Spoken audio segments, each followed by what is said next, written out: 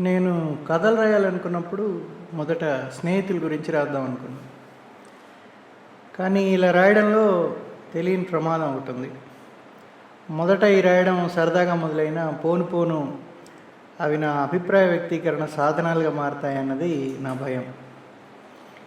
అప్పటికీ నేను నా స్నేహితులతో వాదించవచ్చు, ఈ కథ నేను నా కోణంలో నుంచి మాత్రమే రాస్తున్నానని. అలా వాదించడం నన్ను నేను మోసం చేసుకున్నట్టే అవుతుందేమో. కాబట్టి నాకు తెలిసినంత వరకు తటస్థంగానే రాస్తాను. మా శ్రీధర్ గారు మాత్రం దీనికి మినహాయింపని మీకు ఇదివరకే బోధపడింది అనుకుంటా. వాడు మంచి స్నేహితుడు. మరి ఈ కథ నా ఇంకో స్నేహితుడు సుబ్రహ్మణ్యం గురించి. నేను, సుబ్రహ్మణ్యం, మళ్ళీ చంద్రశేఖరు మా వాకాడ్ కాలేజీలో ఉండే విద్యానగర్ అనే పల్లెకెక్కువ పంచాయతీకి తక్కువ లాంటి ఊర్లో ఇంజనీరింగ్ మొదటి సంవత్సరం కాలంలో రూమ్మేట్స్. ఆ ఊర్లో పేరు మోసిన ఆర్ట్స్ కాలేజీ మరియు ఇంజనీరింగ్ కాలేజ్ ఉండడంతో రూమ్స్కి బాగా డిమాండ్ ఉండేది. ఆ ఊరి మోడల్ హై స్కూల్లో పనిచేసే గరటయ్య అనే లెక్కల మాస్టరు కోట్లో పనిచేసే మా బావకి స్నేహితుడు కావడం మూలాన మా బావ కోరికతో ఆ మాస్టర్ మాకు రూమ్ అని ఏ కోసాన గుర్తింపు మనస్కరించని ఓ సగంగూలి వంగిన కప్పుగల ఒక పూరి గుడిసి చూపించి పుణ్యం మూట కట్టుకున్నారు. మరి మేము ముగ్గురం ఎలా రూమ్మేట్స్ అయ్యాము అంటే, చంద్రశేఖర్ గరటయ్య మాస్టర్ గారి ప్రియ శిష్యుడు, మళ్ళీ మా సుబ్రహ్మణ్యం యొక్క చెడ్డీ మిత్రుడు. నన్ను గరటయ్య మాస్టర్ వీళ్ళతో కలిపాడు. మా చంద్రశేఖరుడు ఇంజనీరింగ్ విద్యార్థి కాదు, ఆర్ట్స్ కాలేజ్ విద్యార్థి. మేము ఆ గుడిసెనే దేవాలయంగా, ఆ ఓనర్ అమ్మనే దేవతగా కొలిచాం. మళ్ళీ అప్పుడప్పుడు ఆవిడ రూమ్ని నీట్గా పెట్టామా లేదా అని ఇన్స్పెక్షన్కి వచ్చేది. ఆవిడ మా సుబ్బు మాట అంటే ఆవిడకి బాగా గురి, చదువుకుని బాగుపడే లక్షణాలు ఉన్నాయని. కానీ మా సుబ్రహ్మణ్యాన్ని చూశాక అసలు ఒక వ్యక్తి ఇంతలా చదువుతాడా అన్న ప్రశ్నకి సమాధానం నాకు ఇప్పటికీ దొరకలా. స్వయం పాకం చేసుకునేవాడు. ఉదయం లేచి స్టవ్ మీద అన్నం పెట్టి అది అయ్యే లోపల చదివింది పలక మీద పరపరా రాస్తూ మొదలెట్టి మళ్ళీ కాలేజీ నుంచి వచ్చాక అన్ని సబ్జెక్టులు, అన్ని టెక్స్ట్ బుక్లు, ఆ బుక్కుల్లో అన్ని పేజీలు చదివేసేవాడు. చదివింది మళ్ళీ యథావిధిగా పలక మీద పరపరా రాసేసేవాడు. మా గుడిసెలో ఒకే బల్బ్ హోల్డర్ ఉండేది కాబట్టి మా చదువులన్నీ ఒక దగ్గరే. చాలా శ్రద్ధగా చదివే సుబ్రహ్మణ్యం అవతలి వాడు చీమ చిటుక్కుమనిపించిన చిరాకు పడిపోయేవాడు. నాకు అది చాలా వింతగా ఉండేది, మళ్ళీ వాడిని ఇరిటేట్ చేయడానికి సాధనంగా కూడా. నేను కూడా అప్పుడప్పుడు కొంచెం పెద్దగా చదువుతూ వాడిని గీరేవాడిని తగుకి. సుబ్రహ్మణ్యం నాయుడుపేట మండలంలో ఓజిల్ దగ్గరైన అన్నమేడు గ్రామస్తుడు. మొదటి నుంచి అన్ని తరగతుల్లో ప్రథముడే. వాళ్ళ నాన్నగారు వాడికి ఊహకి రాకముందే గతించడంతో తన ఇద్దరు పిల్లల్ని వాళ్ళ అమ్మగారు తన రెక్కల కష్టంతో చదివించుకున్నారు. వీడు 3 వారాలకో లేక నెలకోసారో సైకిల్ మీదనే వాళ్ళ ఊరెళ్ళి తనకు కావాల్సిన సామాగ్రి తెచ్చుకునేవాడు. వాడి ధ్యాస అంతా చదివే. నాకు మొదటి నుంచి ప్రశ్నార్థకమే, వీడు మాకు వాకాడ్ కాలేజీలో ఎలా పడ్డాడు రా నాయన, శాపవశాత్తు ఎక్కడో ఐఐటీలో ఉండాల్సినాడు అని. అలా చదవటమే తిండి నిద్రలా భావించే మా సుబ్రహ్మణ్యం మొదటి సంవత్సరంలో మా కాలేజీకి ప్రథముడిగా నిలిచాడు. మా కాలేజీ మా యూనివర్సిటీ చదువుల్లో మేట్ కాబట్టి మా యూనివర్సిటీకి ప్రథముడు వాడు. మాకు ఏదో గుర్తింపు యూనివర్సిటీ ప్రథముడు రూమ్మేట్గా ఉండేది. కొందరు చదువుల ఔత్సాహికులు వాడితో పాటు నాతో మాట మంతే కలిపేవారు. మా సుబ్రహ్మణ్యం ర్యాంక్ ఒక్క రహస్యం చెప్పమని.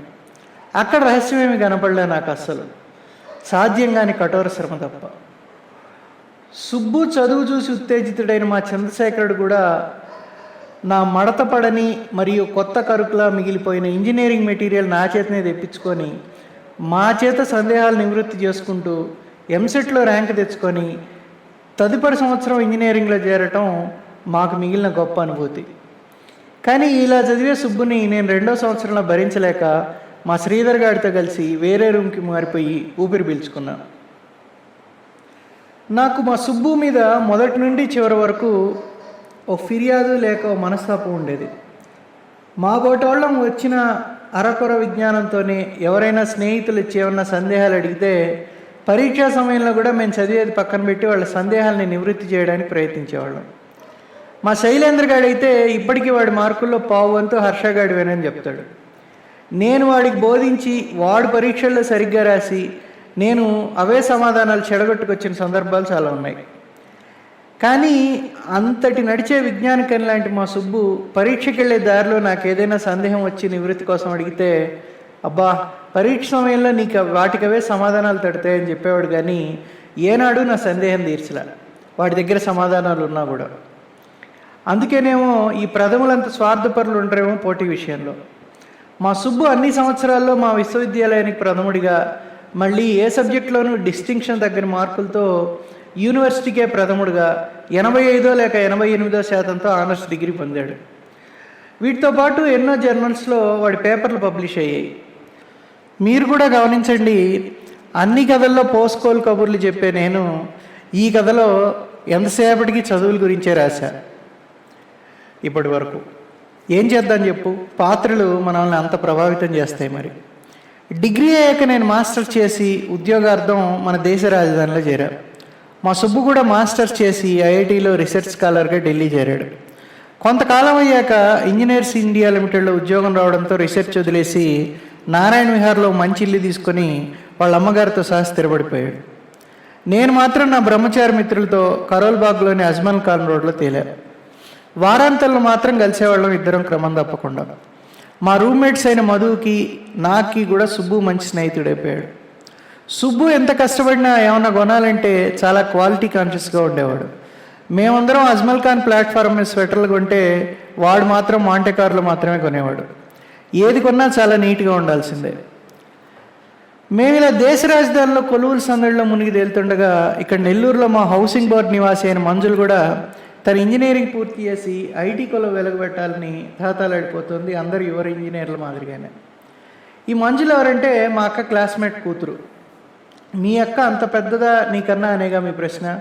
తాను నాకన్నా 1 సంవత్సరం చిల్లర మాత్రమే పెద్ద.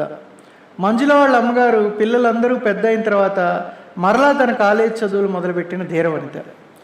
ఈ మంజుల మా వీధి చిన్న పిల్లలందరికీ చదువులు చెప్తూ మా ఇళ్లలో మా ఇంట్లో అమ్మాయిలే తిరిగేది. అటువంటి మంజులకి ఉద్యోగం ఇప్పించే ప్రణాళిక మా వాళ్ళు రచించేశారు నేను ఢిల్లీలో ఉండగానే. సరే, నేను కూడా మా ప్రాజెక్ట్స్కి బిజినెస్ అసోసియేట్స్ని అందించే ఒక సబ్ కాంట్రాక్టర్ని పట్టుకొని తనకి ఢిల్లీలో కొలువు గాయపరిచారు. అలా ఒక శుభముహూర్తాన మంజులు ఢిల్లీ చేరింది. మా ప్రణాళిక తాను వచ్చి కొలువులో చేరిపోయి ఆ రోజే ఒక వర్కింగ్ విమెన్స్ హాస్టల్లో చేరిపోయేలా రచించి అన్ని ఏర్పాట్లు చేశాం. తీరా అమ్మాయి రాగానే ఆ ఉద్యోగం ఇస్తానన్న నా కొడుకు పత్తా లేకుండా పోయాడు. ఉద్యోగం లేదే వర్కింగ్ విమెన్స్ హాస్టల్లో ప్రవేశం లేదన్నారు. అలా దిక్కుచోతని స్థితిలో మేము సుబ్బింట్లో తేలాం. ఆ రోజు శుక్రవారం కావడంతో ఆ రోజు వచ్చిన అమ్మాయిని నన్ను గెటౌట్ అనలేక సుబ్బు వాళ్ళ అమ్మగారు ఇంట్లోకి రానిచ్చారు. అలా మంజులాని వాళ్ళ ఇంట్లో 10 రోజులు ఉంచుకోమని బతిమాడి నేను పెళ్లి చేసుకొని రావడానికి నెల్లూరు వెళ్ళిపోయాను. తిరిగి వచ్చాక ఆ సబ్ కాంట్రాక్టర్ గారిని పట్టుకొని కొలువులో పెట్టాలని నా ఆలోచన. 10 రోజుల తర్వాత వచ్చి నన్ను కూర్చోబెట్టి నాకు పళ్ళెల్లో తినడానికి ఇంత పెట్టి మేము ప్రేమలో ఉన్నామని ప్రకటించారు మంజు సుబ్బులు. నా ఒంట్లో వణుకు. వాళ్ళమ్మ ఎక్కడ విని మళ్ళీ గెటౌట్ అంటారు నన్ను. నాకు అప్పుడు అర్థమైంది, ఈ విశ్వవిద్యాలయ ప్రథములకు లోకజ్ఞానం సున్నా అని, బుర్రలు మోకాళ్ళలో ఉంటాయని. 10 రోజుల్లో ప్రేమేంద్ర నాయన అంటే ప్రథమ వీక్షణలోనే ప్రేమ కలిగిందని సెలవిచ్చారు. సుప్రియ వచ్చేదాకా అన్న గుట్టుగా ఉండండిరా నాయన అని బతిలాడుకుని సుప్రియ రాగానే మంజులతో సహా మేము నారాయణ విహార్కి పక్కనే ఉన్న ఇంద్రపురికి మారిపోయాం. ఇంద్రపూర్లో ఉన్న రోజులు మా జీవితంలో చాలా మంచి రోజులు. మాకెదురుగానే ఎన్నో 100 ఎకరాల్లో ఉండే పూసా అగ్రికల్చరల్ ఇన్స్టిట్యూట్. ఉదయపు యాహ్యాలకి అక్కడికి వెళ్ళేవాళ్ళం. కొన్ని 100 ఎకరాల్లో అప్రూపోయిన పంటలు, చక్కని గాలి, 100ల కొద్దీ నెమళ్ళు మరియు పక్షులు. ఆ ఇన్స్టిట్యూట్ వలన ఆ ఏరియా ఉష్ణోగ్రత కనీసం 1 డిగ్రీ అన్నా తక్కువ ఉండే ఢిల్లీలో అని అనుకుంటూ ఆ వాతావరణాన్ని ఆస్వాదించేవాళ్ళం. సుబ్బు కూడా జీతం వచ్చిన రోజుల్లో రారాజు. సుప్రియాకి ఇష్టమని వచ్చినప్పుడల్లా అన్ని రకాల పళ్ళు తెచ్చేవాడు. ఇద్దరం మళ్ళా నెల చివరి రోజుల్లో సుప్రియ నీ హుండీలో ఏమన్నా చిల్లర ఉందా అంటూ వెళ్ళేవాళ్ళం. అలా చాలని జీతాలతో అయినా చాలా బిందాస్ జీవితం.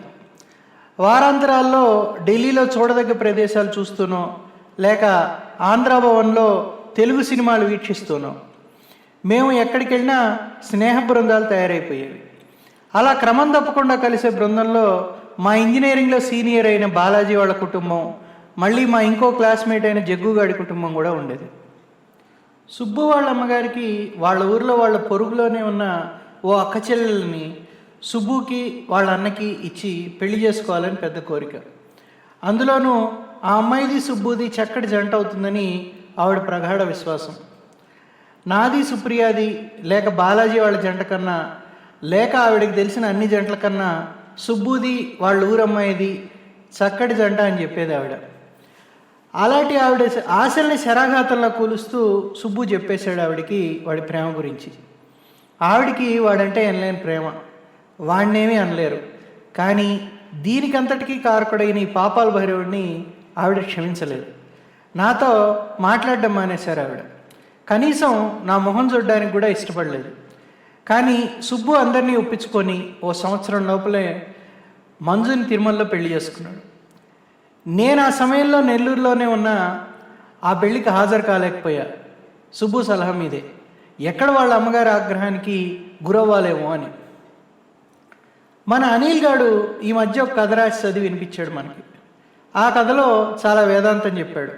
ఒక విషయం మనం చూసే కోణాన్ని బట్టి, లేక ఋతువుల్ని బట్టి, లేక కాలాల్ని బట్టి మారుతూ ఉంటుందని. వారిని వీడికి ఇంత మెట్ట వేదాంతం ఎక్కడ వంట పట్టిందిరా నాయన అనుకున్నాను. కానీ అది చాలా నిజం. కాలం గడిచే కొద్దీ సుబ్బు వాళ్ళ అమ్మగారి కోపం నా పట్ల చాలా దయగా మారిపోయింది. సుబ్బు మాటల్లో చెప్పాలంటే వాళ్ళ కుటుంబంలో వాళ్ళ అన్నదమ్ముల వివాహాలు తదుపరి జరిగిన పరిణామాల దృష్ట్యా సుబ్బు వాళ్ళ అమ్మగారు సుబ్బు ఒక చదువుకున్న కుటుంబం నుంచి వచ్చిన ఒక చదువుకున్న అమ్మాయిని పెళ్లి చేసుకుని చాలా మంచి పని చేశాడనే విశ్వాసానికి వచ్చారు.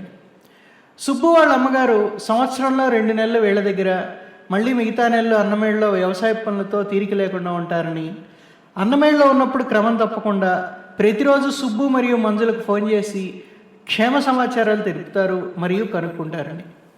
ఇప్పుడు సుబ్బు మంజు ఢిల్లీలోనే వాళ్ళిద్దరు పిల్లలతో చాలా హాయిగా never before and ever after లాగా బతికేస్తున్నారు. నేను కూడా చెప్పాను సుబ్బుకి, వాళ్ళ అమ్మగారు అన్నమేళ్ళలో ఉన్న సమయంలో క్షేమంగా వెళ్ళి ఆవిడ ఆశీర్వాదం అనే లాభాన్ని తీసుకొచ్చుకుంటాను అని.